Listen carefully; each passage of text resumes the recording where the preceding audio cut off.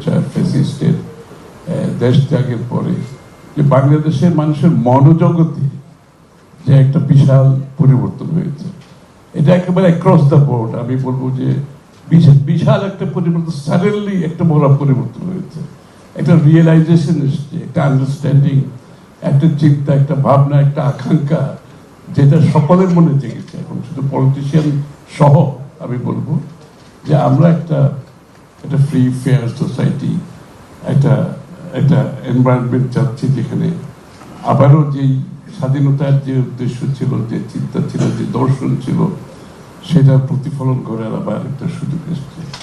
এবং এই ক্ষেত্রে যে অনেক সময় একটা সার্কামস্টেন্সেস ডেভেলপ করে, যেটা আদারওয়াইজ আপনার সাধারণ চিন্তার মধ্যে আসতে অনেক সময় লাগে, বাট একটা ঘটনার পরিপ্রেক্ষিতে যে এটা খুব সাডেনলি, এটা ফাস্ট ফরওয়ার্ড, একটা অনেকগুলো বিষয় হঠাৎ করে, তখন আমরা মনে করি যে এটা বড় ধরনের পরিবর্তনের যে সময় আসার একটা সুযোগ সৃষ্টি হয়, সেটা মনে হয় বাংলাদেশে এখন এসেছে আমরা মনে করি। এবং আমি নিজেদের বলি, আমি পলিটিশিয়ানদের বলি যে politicians better wake up and smell the coffee. মানে দিস ইজ এ টাইম যে আসলে আমাদের সকলকেই এই অনুধাবন যেটা আমরা করতে পারছি, এটাও কিন্তু সিপিডির যে রোলের সাথে আগামী দিনের রোল কে হবে, যে বিশেষ করে যে পাস্ট এক্সপিরিয়েন্স থেকে আমরা যেটা আজকে এখানে এসেছি।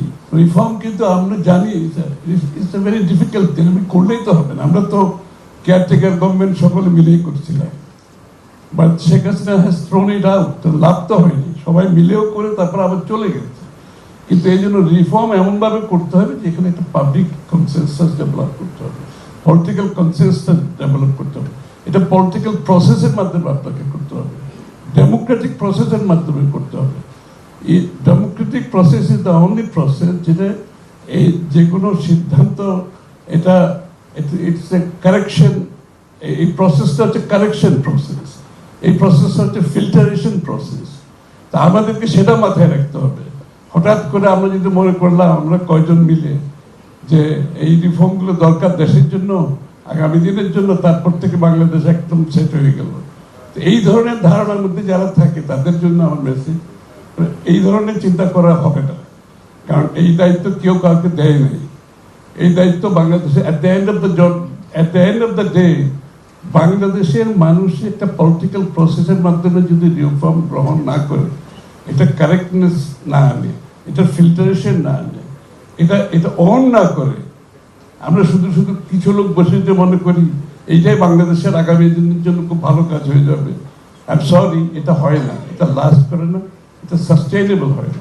আপনাকে এটা ডেমোক্রেটিক প্রসেসের মাধ্যমে আনতে হবে এবং ডেমোক্রেটিক্যালি অন করতে হবে।